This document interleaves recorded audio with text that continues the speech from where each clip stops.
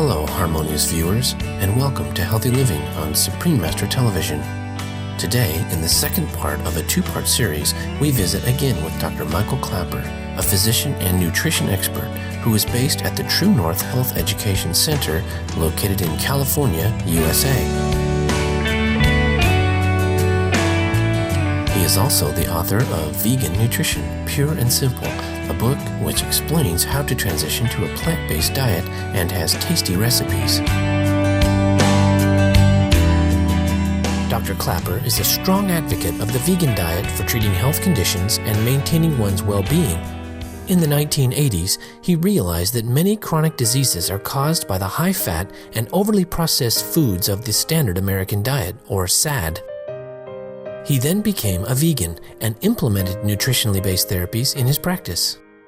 With Dr. Klaper's help, many of his patients have regained their health and become more energetic by following a plant-based lifestyle.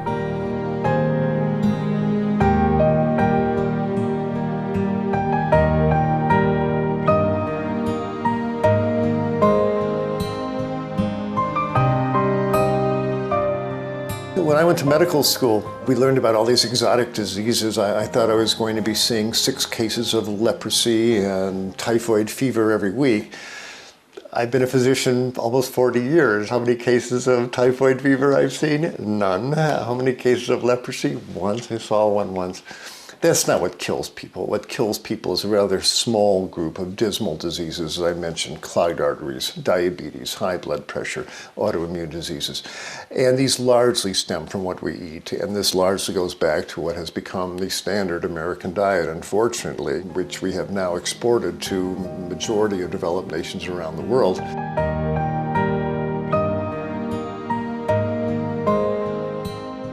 Meat, eggs, and dairy foods are fueling an obesity epidemic.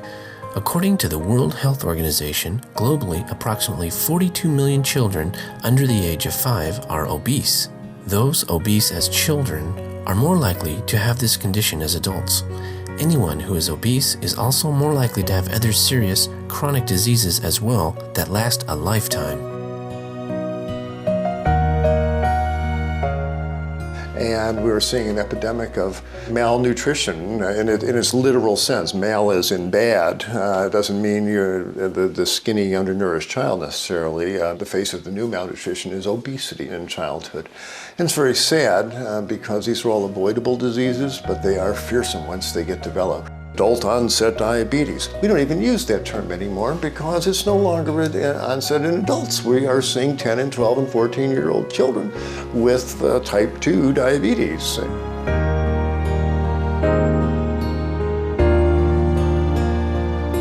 Consumption of animal products is creating a true public health emergency and is also a significant economic and social burden in the U.S. and countries the world over.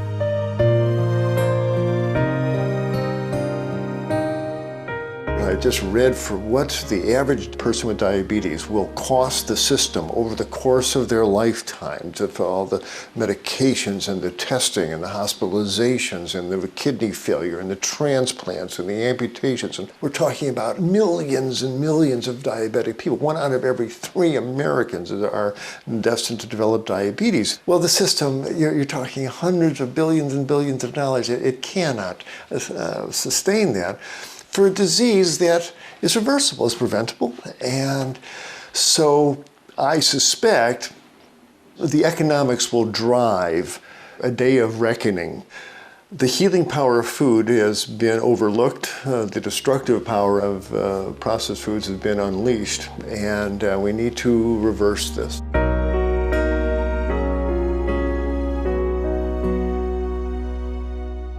A persistent myth is that vegans do not have an adequate amount of protein in their diet. Dr. Klaper now addresses this misconception. If you're eating whole plant foods, there's no way not to get enough protein. We need about 5% of our calories every day as protein.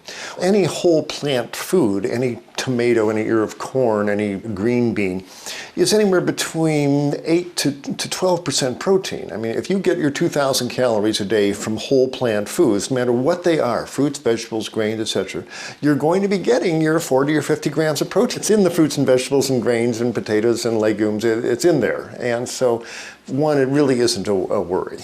Second, when I went to medical school, I never heard the words too much protein. This person got too much protein. It seems to be such an American phenomenon. Everything's bigger and better here, and we're the land of the 16-ounce porterhouse steaks, and we sit down and eat these huge slabs of meat. Well, our kidneys aren't really designed to handle that. Those big bolts of protein run through our kidney filters. It injures our kidneys, raises our blood pressure, leaches calcium out of our bones, sets us up for osteoporosis. This is not a healthy diet. We're eating too much protein, and these meat-based diets are dangerous, hazardous to your health.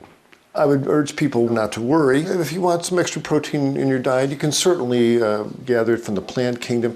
Beans and peas and chickpeas and lentils and all these wonderful legumes. Throw them in your soup, put them in your salad, have them in your side dishes. You can make burgers out of them. Lots of ways to get these high protein plant foods in your diet if you want a little extra protein. I've been a physician almost 40 years. I've never seen anyone walk in the office with a diagnosis of protein deficiency. Even these long-term vegans, it's not really an issue. After this message, Dr. Clapper will discuss the dangers of milk products. Please stay tuned to Supreme Master Television.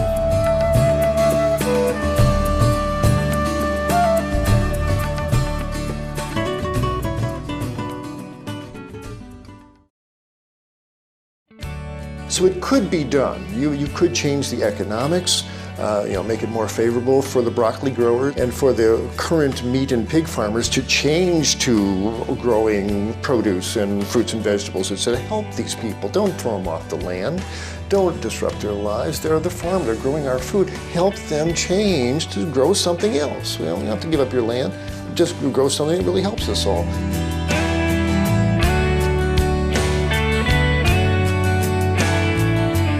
Welcome back to Healthy Living here on Supreme Master Television, where we are talking with Dr. Michael Clapper, a vegan physician and nutrition expert at the True North Health Education Center located in California, USA.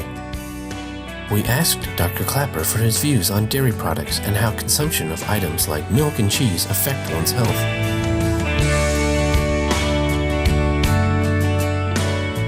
When I was growing up, especially on my uncle's dairy farm in Wisconsin, I certainly drank a lot of milk, and that's what we do tell our children. Bones are white, milk is white, bones have calcium, milk has calcium, gotta have milk for your bones, and your teeth are white, and they got calcium.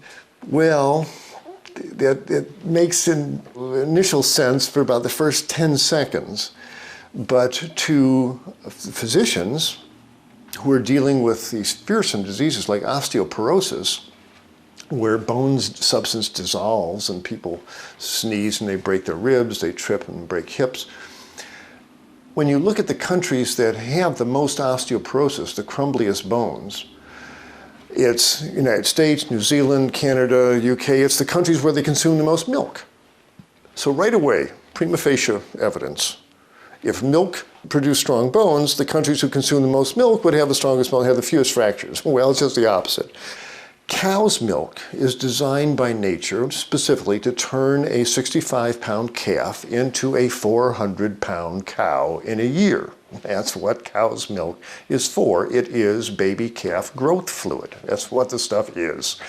And when we consume it in any form, whether we drink it as milk, whether we turn it into cheese or yogurt or ice cream, it's still all baby calf growth fluid, and it's filled with hormones and sugars and proteins to make you into a great big cow. And it happens. And I think the major factor in obesity, and I've got people shocked, gee, I drink skim milk, why am I putting on this weight? Because there's a lot more in it than just the fat. So when you look at this white fluid, as much as it's presented as, it's mother's milk, is healthy for you, and your parents want to give you love, and so ice cream tastes sweet, and milk helps you grow big and strong, they think, and it's given to us. But the reality is that it makes us overweight. There's evidence that it may contribute to childhood diabetes, and it doesn't protect our bones. Unless you're a baby calf, I suggest you don't consume cow's milk products, is basically what it comes down to. There's No good reason to do it and a lot of good reasons not to do it.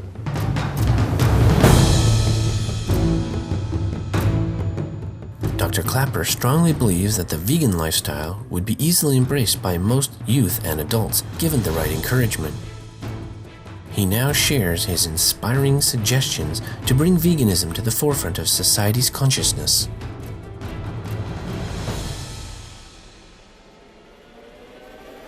There are lots of ways to do that. So just serving them better food in school, plant-based food. My friend in Hawaii, John Cadman, is the food service director of Haiku Elementary School, and he started a vegetarian line and a regular line for his sixth graders. And within 3 weeks, the vegetarian line was longer because of the veggie dogs and the veggie chilies and all the good things. And kids will respond, and they're aware of the planet. They're aware of the animals. You can reach the kids. And then for the adults, to lower their taxes, make it worthwhile for people to change. Have cooking classes in schools, have potlucks in your neighborhoods. If you really want to change the society, it is doable, especially with today's internet and mass media. It can be done. And the younger generations, I think, are going to be a lot more amenable to that. So that old, well, it's never worked before and we can't do it, that's going to get swept away. There's powerful motivations to do it. The ways to do it are available to us, and I'm going to do everything I can, and I commend your organization for helping get the word out to help this transition happen. It's doable.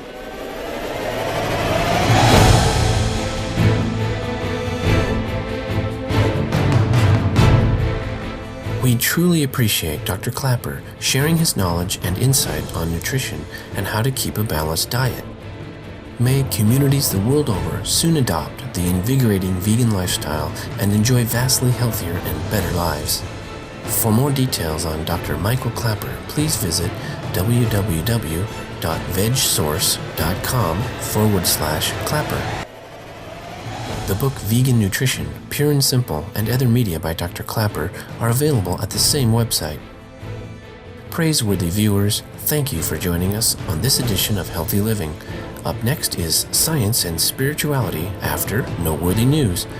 May heaven's love always grace our world and touch all hearts. For more details, please see www.suprememastertv.com/HL.